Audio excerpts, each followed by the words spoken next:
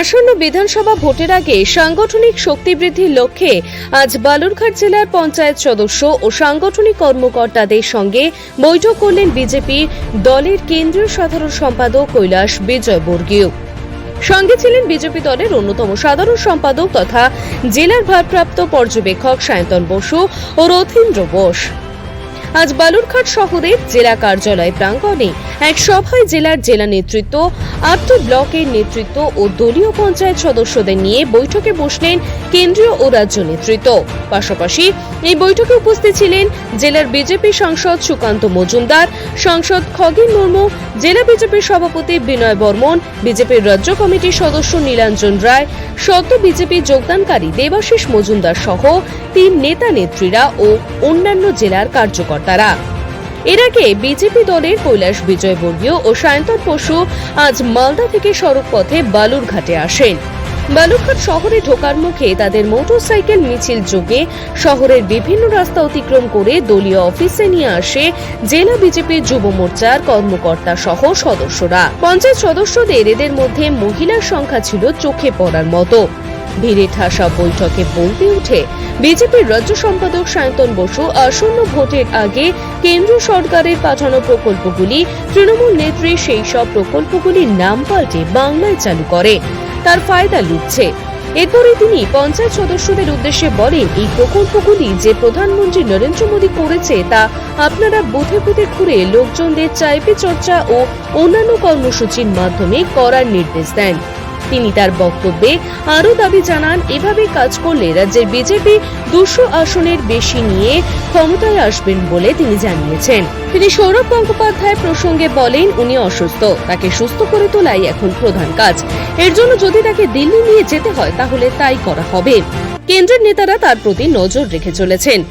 অন্যদিকে তিনি অশোক ভট্টাচার্যের রাজনীতিতে আসা প্রসঙ্গে মন্তব্য করেন, কে কি করবে তা উনি ঠিক করে দেবেন, সেটা নয় সৌরভের উপর ছেড়ে দেওয়া হোক বলে মন্তব্য করেন তিনি। इस प्रदेश के अंदर प्रदेश की जनता ने मन बना लिया है कि दीदी को हटाना, टीएमसी की सरकार को हटाना और भाजपा की सरकार बनाना। हम 51% वोट के विश्वास के साथ चुनाव लड़ रहे हैं। किसी के भी लड़ने और नहीं लड़ने से हमको कोई फर्क नहीं पड़ता, क्योंकि जनता ने तय कर लिया है कि इस बार नरेंद्र मोदी जी के नेतृत्व में पश्चिमी बंगाल में भारतीय जनता पार्टी की सरकार बने। मीत का जो प्रधान है उन्होंने आज फुलपुरा शरीफ से बात की, उन्होंने एक साथ प्रेस मीट भी की। क्या सोचते हैं कि मुस्लिम जो वोट बैंक था ममता जी का हो गया? हम इसके बारे में कोई कमेंट्स नहीं करेंगे। हम हमारे वोट के बारे में कमेंट्स करेंगे कि हमको 51% वोट मिलेंगे।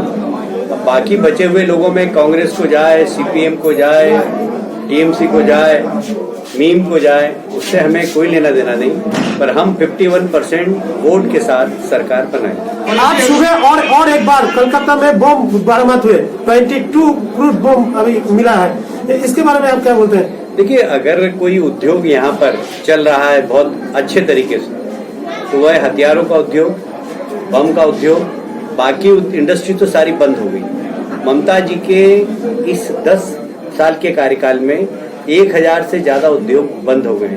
लगभग उसमें काम करने वाले 4.5-5 लाख लोग बेरोजगार हो गए। नया उद्योग कोई आया नहीं, और इसलिए यहाँ के नौजवान जब शिक्षा प्राप्त कर लेते हैं तो उसके बाद बंगाल में नौकरी नहीं मिलती है, वो नौकरी की तलाश में बाहर जाते हैं।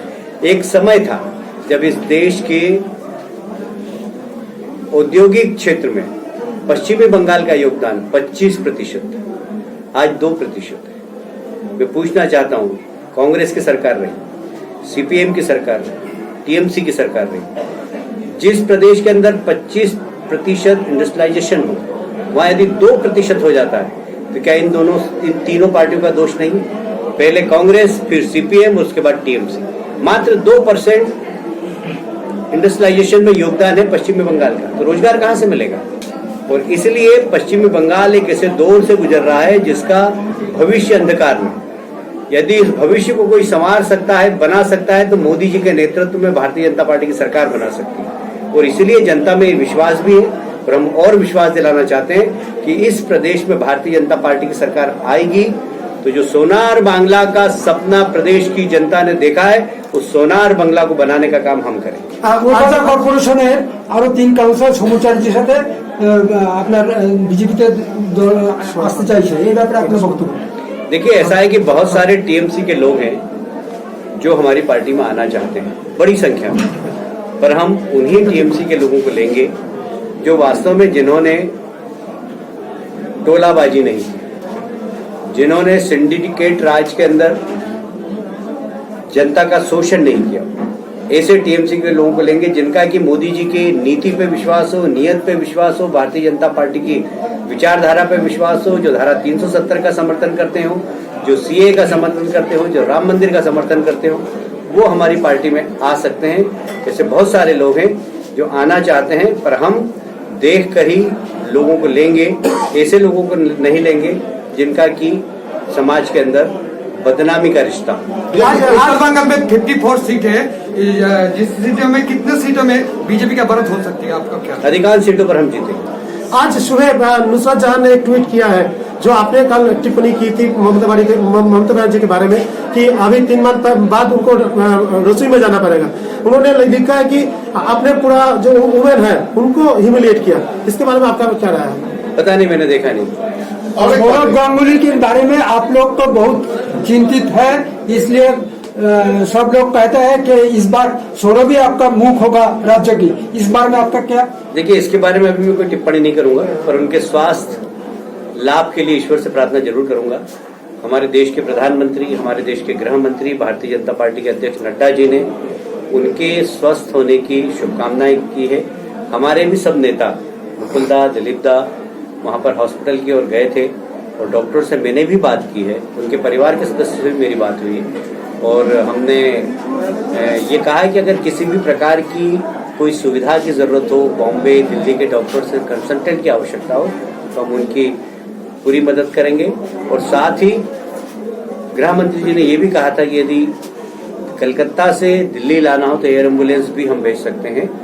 और माननीय गृह मंत्री जी ने उनके परिवार के लोगों से भी बात की। और एक सवाल है कि अशोक जी ने आज कहा है, अशोक भट्टाचार्य जी ने ये कहा है कि सौरभ गांगुली राजनीतिक व्यक्तित्व है, ये क्रीड़ा जगत की व्यक्तित्व है, इसको राजनीति में लाना ठीक नहीं, राजनीति इसके साथ मेल बंधन करना, उसको खेल जगत में ही रहना देना चाहिए। नाम ना करके शायद उसने बीजेपी की तरफ उंगली किया है, आप इसके बारे में क्या कहेंगे? देखिए, ये तो अशोक भट्टाचार्य निर्णय लेंगे क्या? व्यक्ति खुद निर्णय लेगा इसके बारे में।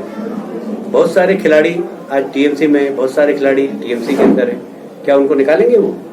इसलिए जिस व्यक्ति को किस पार्टी में जाना, ये निर्णय तो वो लेगा, अशोक भट्टाचार्य लेंगे क्या? और अशोक भट्टाचार्य की सलाह कौन मानेगा? क्या वो कोई लार्ड गवर्नर है इस प्रदेश के जो हम उनकी सलाह माने? नील प्रधान ने कहा है कि बीजेपी को टीएमसी रोक नहीं सकता, इसलिए उन्होंने अभी फुरफुरा शरीफ आया। इसके बारे में बीजेपी का क्या राय है? बीजेपी को टीएमसी रोक नहीं सकता, इसलिए नीम आया है बंगाल में, तो इसके बारे में आपका क्या राय है? देखिए, बीजेपी को तो कोई भी नहीं रोक सकता। इस प्रदेश की जनता ने संकल्प ले लिया है कि ममता जी को हटाना और बीजेपी की सरकार लाना, इसलिए बीजेपी को तो कोई भी नहीं रोक सकता, क्योंकि पश्चिमी बंगाल की जनता संकल्प ले चुकी है। पश्चिमी बंगाल की जनता ने मान लिया है, उन्होंने कांग्रेस को देख लिया, उन्होंने सीपीएम को देख लिया, उन्होंने टीएमसी को देख लिया। और बंगाल का हर स्तर पर बंगाल नीचे आया है, चाहे शिक्षा का स्तर हो, चाहे इंडस्ट्री का स्तर हो, हर स्तर पर बंगाल का स्तर काफी नीचे हुआ है। और ये इसके लिए जिम्मेदार तीनों पार्टी हैं। यदि बंगाल को उसके शीर्ष स्थान पर, बंगाल की प्रतिष्ठा के अनुरूप, क्योंकि बंगाल में एक रिच परंपरा रही है, चाहे साहित्य की हो, चाहे कला की हो। एक समय था कि बॉलीवुड में यदि कब्जा किसी प्रदेश के कलाकारों का था तो वह बंगाल के कलाकारों का था, चाहे भले उत्पल दत्त हो, चाहे उत्तम कुमार हो, चाहे हेमंत दा हो, चाहे बर्मन दा हो, सब लोगों ने बॉलीवुड में कब्जा कर रखा है। बंगाल की कला और संस्कृति बहुत रिच है, साहित्य बहुत रिच है, यहाँ के ऋषि मनीषी बहुत महान है। चाहे बाबा रामकृष्ण की बात करें, चाहे स्वामी विवेकानंद की बात करें, चाहे चैतन्य महाप्रभु की बात करें, जिन्होंने अपने भक्ति रस की गंगा में पूरे बंगाल को डुबो दिया था। वर्तमान समय में अनुकूल ठाकुर, ऐसे बहुत सारे लोग हैं जिन्होंने बंगाल में बहुत कुछ दिया है। पर बंगाल अपनी प्रतिष्ठा खो रहा है हर क्षेत्र के अंदर। हम प्रतिष्ठा बचाने का काम करेंगे और बंगाल को उसके शीर्ष पर पहुंचाएंगे, जिस शीर्ष पर पहले कभी बंगाल था, जिसका अधिकार बंगाल के बंगाल वासियों को है, उस शीर्ष पर हम बंगाल को पहुंचाएंगे। मोदी जी के नेतृत्व में भारतीय जनता पार्टी की सरकार बनाएगी। दक्षिण दिनाजपुर থেকে হিটলার ভৌমিকের রিপোর্ট দৈনন্দিন।